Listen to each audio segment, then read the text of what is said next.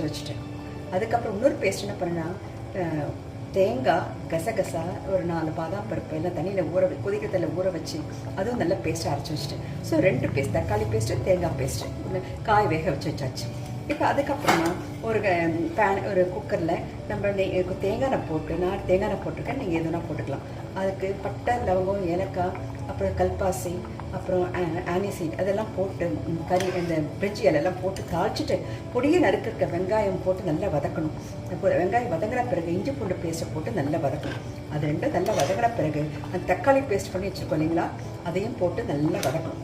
வதக்கிட்ட பிறகு அந்த காயில் இந்த தக்காளி பேஸ்ட்டு, வெங்காயம் இதெல்லாம் போட்டு இதெல்லாம் கலரிடு எல்லாம் போட்டுட்டு இந்த காயில் இதில் போட்டுடணும். எல்லாமே ஒரே பாத்திரத்தில் வச்சுக்கோங்க. அதுக்கப்புறம் ஃபைனலாக தக்காளி இதெல்லாம் கொதித்த பிறகு நம்ம தேங்காய் பேஸ்ட் பண்ணி வச்சுருக்கோம் இல்லைங்களா, அதையும் போட்டு இந்த மாதிரி நம்ம கொதிக்க வச்சுக்கணும். கொதித்து இந்த மாதிரி ஒரு திக்காக வந்துடும். நீங்கள் எந்த காய் வேணால் உங்களுக்கு ஒன்றா போட்டுக்கலாம். அதுக்கப்புறம் என்ன பண்ணணும்னா, அதை எப்படி சர்வ் பண்ணுறதுன்னா, நம்ம இது மாதிரி ஒரு பாத்திரத்தில்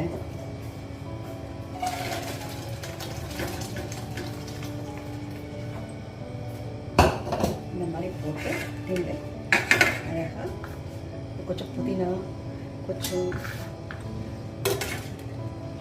கொத்தமல்லி இதெல்லாம் போட்டு கொதிக்கிறதுக்கு